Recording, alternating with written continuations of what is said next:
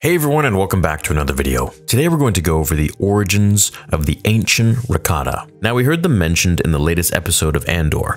However, they have an extensive history and their origin story is going to be explained today in this long video. So sit back, relax, hit like if you think you're going to enjoy it, which I think you might, and let's get started. In the entire history of the galaxy, there has never been a more evil order of dark side users than the ancient Sith, except for one, the ancient Rakata. These massive, hulking beings were one of the very first species to learn the secrets of the Force, and what they did with that secret would scar the rest of the galaxy for millennia. So, who were they, and how did they manage to pillage their way across the galaxy? We'll try to answer all of these questions and more as we take a look at the ancient Rakata. Let's first start with their origins. Now, when we take a look at the Rakata, the first thing that might shock you is how old they actually are. Because they predate the modern Jedi Order by at least 10,000 years, and they even predated the foundation of the Galactic Republic, which occurred around 25,000 BBY. So to put it all into perspective and reference, that's about 25,000 years before the height of Emperor Palpatine's power,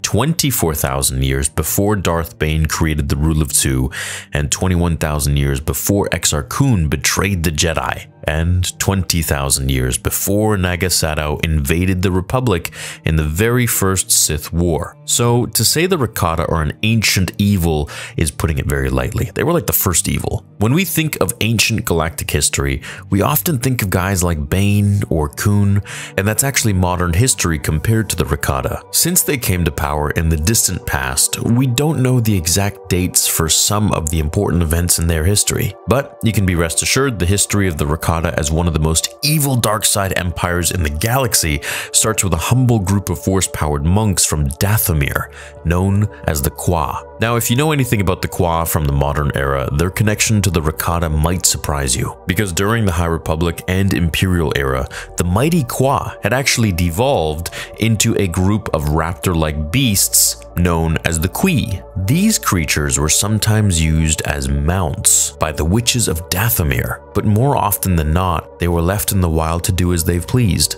But with the Qui's forebears, the mighty Kwa weren't nearly as quaint. Besides the Celestials, whose existence was still a mystery, the Kwa were one of the only other force-powered beings at the time. According to the tales, the Kwa would venture from planet to planet and teach the ways of the Force to primitive aliens around the galaxy, which was a big deal in that era. I mean, just imagine in primitive times you had someone come around a very primitive village and started showing them how you can make things float with the Force, for example. Now, hyperspace travel didn't really become mainstream until the foundation of the Republic, which was at least several millennia later. So the fact that the Kwa and their ancient teleportation device known as Infinity Gates were able to effortlessly traverse the galaxy gave them a huge advantage, and they used it. The Kwa, thanks to their Infinity Gates, expanded around the galaxy. Now, some would claim that the Kwa were working on behalf of the ancient Celestials, which only adds more mystery to what the aliens were doing, because on each planet they visited, the Kwa passed the knowledge of the Force to the inhabitants. But when they visited the strange outer rim world of Lahan, the Kwa made a grave mistake, because that was the home of the Rakata. And if the Kwa had paused for a moment and studied the ancient Rakatan culture, they would have realized that teaching them the Force was a terrible idea. The Rakata were a vicious alien species, even more than the Sith. The ancient Rakata loved bloodshed and violence. They were always in a constant state of conflict with each other, and even worse than that, the Rakata didn't stop when they had defeated their peers in combat. They actively hunted each other to death and consumed each other. But by the time the Kwa had decided to abandon Lahan and stop teaching the Rakata the ways of the Force, it was too late. The Rakata had already learned everything they needed to know. Even though the Kwa had taught the Rakata about the living Force and the balance between the light and the dark, the Rakata had learned to harness only the dark side, and that made them more powerful than the Kwa could ever hope to contain. And in their second mistake, the Kwa revealed the secrets of the Infinity Gates and hyperspace travel. So, the Rakata, armed with the dark side and unlimited Kwa technology, decided to embark across the galaxy and conquer every system they came across. And that's exactly what they did. By the time the ancient Jedi Order was founded, Around 36,000 BBY, the Rakata seemed to be the only power left in the galaxy. The Celestials' power was fading, and by the year 30,000 BBY, they would seemingly disappear altogether. And for those of you new to Star Wars, BBY just means before Battle of Yavin, or essentially before Episode 4, which was the very first Star Wars movie in 1977. So that's where we were at in the timeline, when BBY is mentioned. And as you already know, the Kwa, who are already in decline, would be chased back to Dathomir and undergo de-evolution as they became the Qui. Some stories even claim that their de-evolution was part of the Rakata's revenge. The other alien species that served the Celestials of the time all seemed to equally fade into obscurity as the Rakata rose to power. During this time, the Rakata would rise as the unquestionable powerhouse in the galaxy, and it wouldn't be until the Rakata made a grave error of their own, attempting to invade the ancient homeworld of the Jedi, that their power would crumble. And when I say Jedi, I don't mean the Jedi. I mean the very first Jedi, the very first iteration of them, the Jedi. Let's talk about the Rakatans' dark side hyperspace travel, as they were the first to ever discover this. Now, there's a pretty impressive reason that the Rakata were able to achieve so much, because by this time, there were plenty of strong, war-loving aliens around the galaxy. But those other species never managed to get past their planet's moon, or the handful of planets in their local system. Achieving interstellar travel or hyperspace travel was nothing short of a pipe dream to many species around the galaxy. So they were very limited with how far they could go with their technology and their advancement. But the Rakata achieved it. They created massive hyperspace engines that were fueled by the dark side,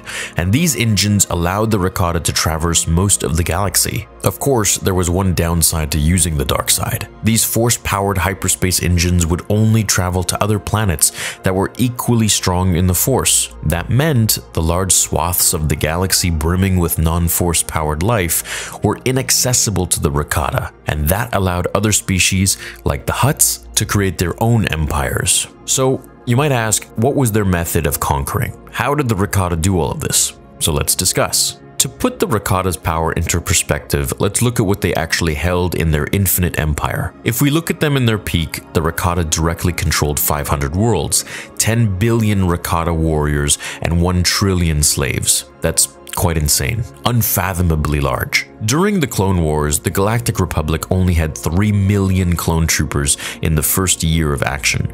If you threw your bias for Darth Sidious out the window and just looked at the facts, it wouldn't be absurd to suggest that the Rakata would have defeated the Republic in a fair fight. You know, if they were given a little bit of a technological update, let's say. And even though the Galactic Empire under Tarkin's direction was even larger, I still don't think they would have stood a chance against such a large and vicious military force. However, to be fair, the Rakatan forces were so large because they had a particularly brutal method of invading and occupying new worlds. When they landed on a new planet, they almost immediately subjugated the entire native population. That meant millions or billions of sentients were immediately pushed into indentured servitude. Also, since the Rakata lived to conquer, then the concept that there were 10 billion Rakata warriors doesn't seem so far-fetched. After all, that's just what they did. So in the millennia that preceded the Rakata's fateful fight against the Jedi, they meddled in almost every aspect of galactic life. And many of those events, even the small ones, ended up defining what the galaxy would look like for the rest of time. So do you remember how the Rakata loved slaves? Well, as we just said, they actually possessed 1 trillion of them at one time. But the Rakata didn't just leave these slaves on their home worlds. No, they shipped them around the galaxy to work in factories or directly serve the Rakata on their ships. Since none of these species possessed hyperspace travel technology at the time, the Rakata's slave trade was actually the only way that different species could move to new worlds. And this is one of the biggest reasons that the galaxy, even in the years before the Republic, was such a diverse place. There were humans, Tongs, Wookiees, and many, many more who were ferried across the galaxy and deposited on brand new worlds where they would eventually build flourishing communities and populate with one another. But besides diversifying the planets within their empire, the Rakata scarred the galaxy in some pretty horrible ways as well. During this era, Tatooine was actually a pretty technologically advanced society. Their world was lush and covered in plenty of water sources, enough to push their society to develop interstellar travel, much like how once Mustafar was covered in green, lush grass. But when the intellectual natives of Tatooine, who were known as the Kuumga, tried to fight against the approaching Rakata, their fates would turn. The Rakata used their massive ships to turn the entire world into a giant, fracturing sheet of glass, and the Kuumga, who had once been amongst the most advanced species in the galaxy, were forced to adapt to their harsh new world. They devolved into the scavenging species that we know today as Tuskens and the Jawas, a long fall from the heights they achieved as Kuumga. But Tatooine wasn't the only world that was scarred. The Rakata also invaded Kashyyyk, the Wookiee homeworld, and there they fiddled with the ecosystem of the planet so much that they caused the local trees to grow uncontrollably. And that's exactly how the modern Worshir tree, which the Wookiees used to create their homes, came to be. That's why they were so big. So if you think about it for a second, that also probably held the Wookiees back. With such an amazing resource at their dispense, they weren't forced to compete and become an interstellar power. That might not seem like a big deal since the Wookiees were famously a peace-loving culture, but their lack of technology left them sitting ducks. And the Trandoshans, a group of vicious aliens who hated Wookiees within the same star system, would often use the Wookiees' lack of technology to their advantage whenever they would visit Kashyyyk and hunt them. But the worst thing the Rakata did was venture to Korriban. There, the Rakata attempted to trick the Sith into serving them. However, the Sith King, Adas, was no fool. Adas brought the Sith forces together and chased the Rakata off, a feat that had cost the natives of Tatooine their lives.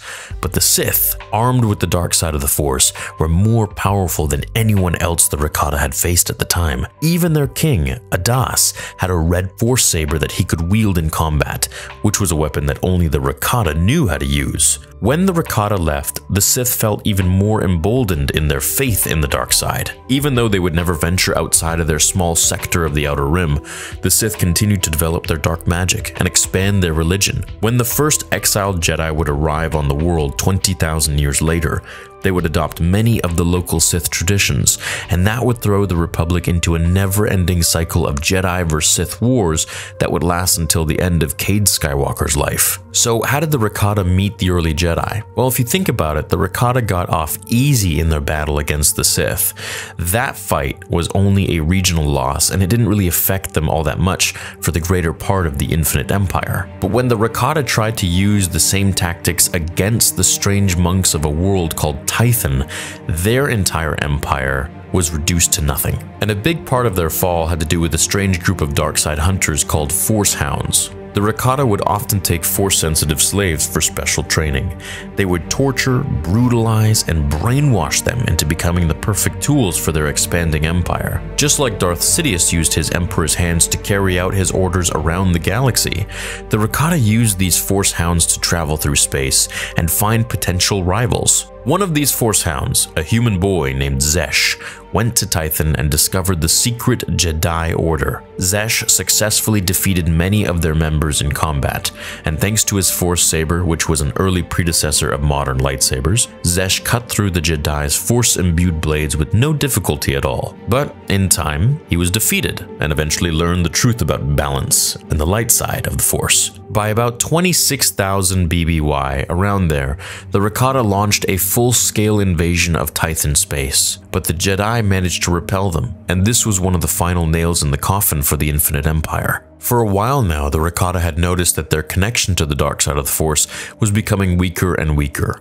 and since all of their weapons and hyperspace engines used the dark side, their ability to rule over their billions of slaves was growing weaker as well. When the Rakata lost against the Sith and then the Jedi, other species around the galaxy thought it might be their time to fight off their Rakata overlords as well.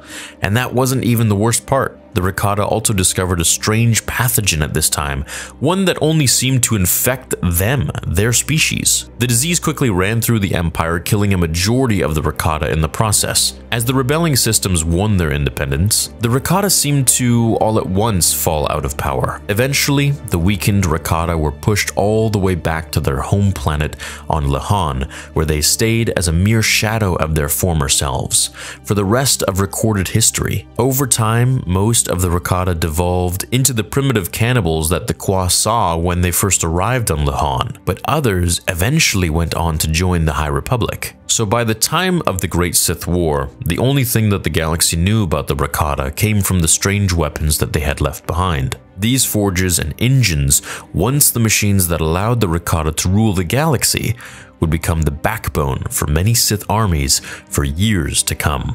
And that is the brief history of the Rakata and their empire and how they came to be. I really hope that we get to see them one day in live action or even in some sort of an animated adaptation. I think they're a really interesting villain, and it definitely spices things up and makes the galaxy a little more interesting, a little more broad. It's not just Jedi versus Sith all the time, which, don't get me wrong, is very cool and has an illustrious history itself.